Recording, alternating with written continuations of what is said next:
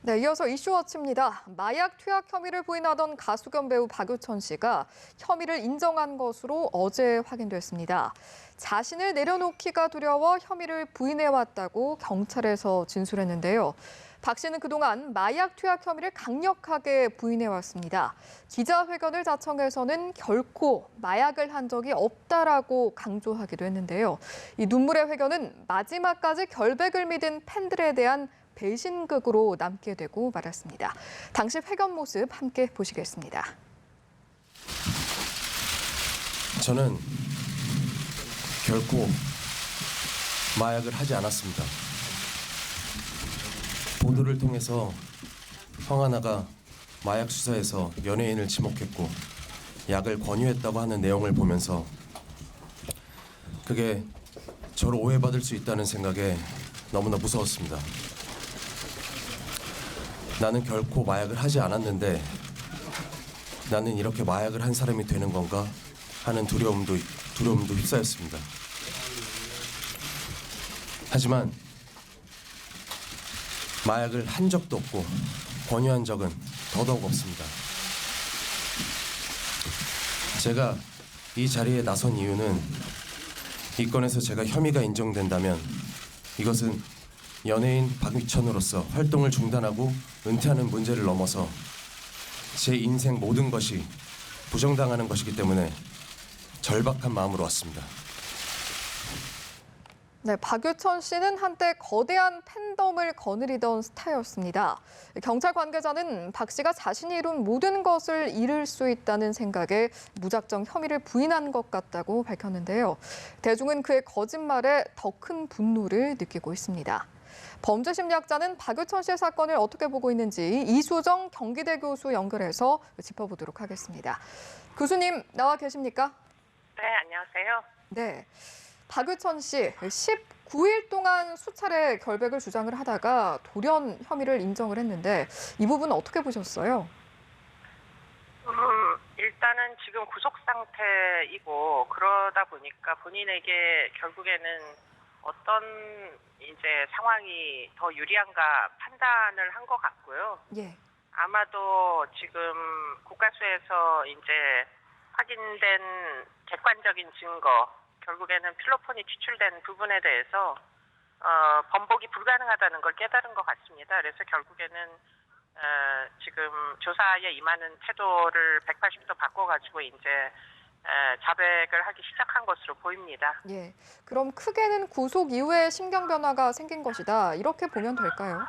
네, 그럴 개연성이 굉장히 높은 것이 예. 지금 이제 구속이 되면 뭐 많은 경우에 아무리 유명하고 높은 위치에 있는 사람도 사실은 일반 범죄자하고 같이 이제 수용 시설을 공유를 해야 되고요. 예. 그러면서 본인이 가지고 있던 사회 내에서의 여러 가지 특권 의식 이런 것들이 추락하게 되고 예. 무엇보다도 아마 기획사가 이제 더 이상 본인의 뒤를 봐주지 않는다, 계약을 해지하게 됐다, 이런 부분이 아마 극도로 이제 결국은 혼자서 일을 헤쳐나가야 된다라는 불안감을 유발한 것으로 보입니다. 예. 앞서 잠시 언급을 해주셨지만 사실은 그런데 이 박 씨가 심지어 국가수 검사 결과가 나왔을 때조차도 납득하기 어려운 대답을 내놨었는데 당시에 변호인을 통해서 이렇게 말을 했습니다. 어떻게 체내에 필로폰이 들어가는지 모르겠다, 이런 입장이었거든요. 이 부분은 범죄심리학자로서 어떻게 들으셨어요? 그러니까 어떻게 보면 마지막까지 발뺌을 하려고 했다, 이렇게 이제 볼 수밖에 없을 것 같고요. 예. 황하나가 이미 이제 본인에게 마약을 주입을 했다, 이런 종류의 진술을 그 전에 한 적이 있다 보니까 예.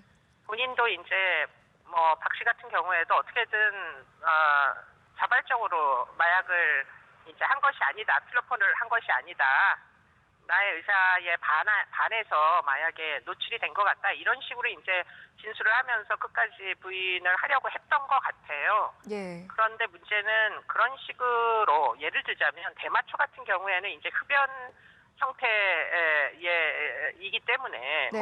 옆에 있으면 노출이 될 위험성 같은 게 있지만 지금 이제 박 씨는 애당초에는 황 씨와 아무 관계가 없다, 이런 주장이었기 때문에 예. 사실은 지금 뭐 필로폰 성분이 나왔다는 건 사실 주사제가 어떤 식으로 몸 안에 들어갔는지를 설명을 해야 되는 상황이거든요. 예. 그러다 보니까 사실은 그런 부분에서 도저히 납득할 만한 설명 방법이 없어서 결국에는 고민 끝에 뭐 변호사의 아마 조언도 있었을 것이고 자백을 하고 결국은 양형에서 좀 더 뭐 반성의 뜻을 보이거나 해서 결국에는 징역을 면해보자 이런 예. 식으로 전략이 바뀐 것 같습니다. 예, 그렇군요. 그런데 또 한 가지 이해하기가 좀 어려운 부분이 사실 누구도 강요하지 않았던 기자회견을 통해서 스스로 자신의 결백을 주장하지 않았습니까? 이건 어떤 이유로 벌인 행동일까요? 지금 이제 문제는 구매한 마약이 일정 양이 존재합니다. 예, 그런데 그 마약을 투약을 하는 데 있어서 지금 5번이라고 처음에 이제 아마 주장을 했던 것 같아요. 예, 그런데 그렇게 가지고는 둘이서 그 양을 모두 소각을 할 정도로 사용을 할 수가 없다고 합니다. 예, 그렇기 때문에 그 많은 양을 어떻게 썼느냐 하는 부분을 설명을 하다가 예. 아마도 수사기관에서 파악하지 못한 것까지 지금 자수를 하고 있는 거 아니냐 이렇게 이제 보입니다. 예.